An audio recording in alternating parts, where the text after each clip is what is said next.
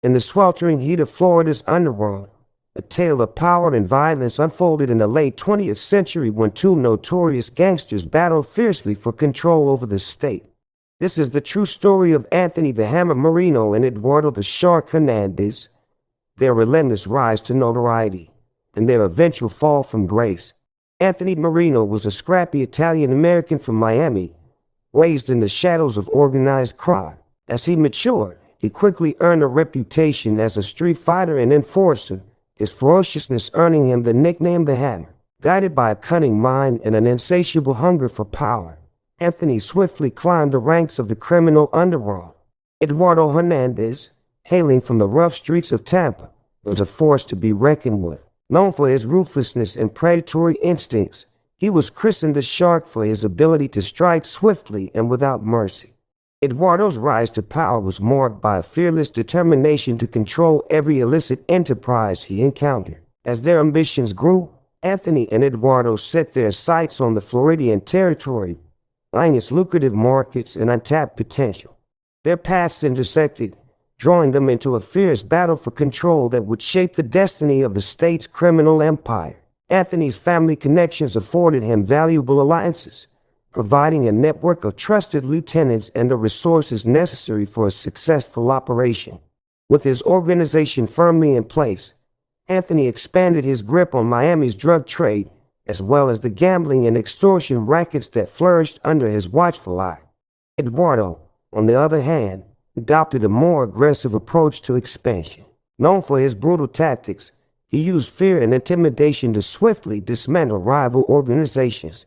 With each victory, the Shark's realm extended as he controlled Tampa's drug cartels, smuggled contraband through the ports, and immersed himself in gambling dens and prostitution rings. The battle for control intensified as both gangsters clashed over disputed territories. Florida was transformed into a battlefield of bloodshed and betrayal. Shootouts between their respective factions became increasingly frequent, leaving behind a trail of broken bodies and shattered rival families. Their reigns of terror were only further compounded by their grand displays of wealth and excess. Anthony Marino reveled in the timeless allure of Miami's nightlife, throwing opulent parties and courting the city's elite. Eduardo Hernandez, on the other hand, sought power through fear and commanded his empire with an iron fist.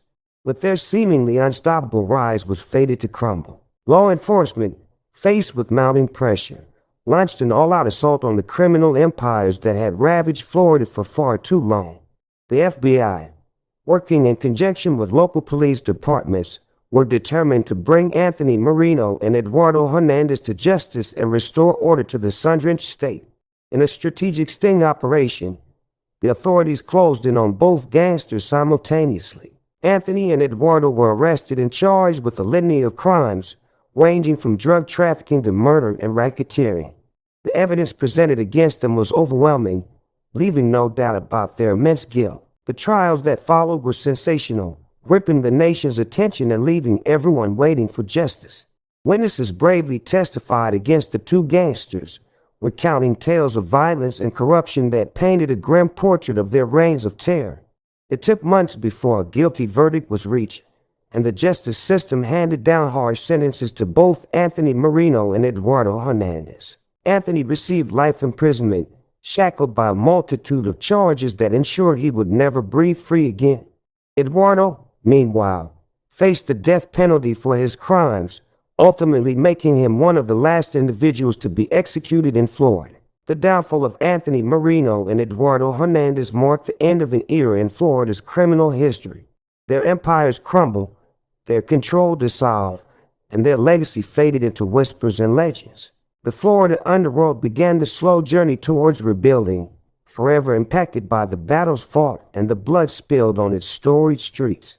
The story of Anthony the Hammer Marino and Eduardo the Shark Hernandez serves as a cautionary tale, a reminder that power, greed, and violence can only sustain for so long before the forces of justice come crashing down.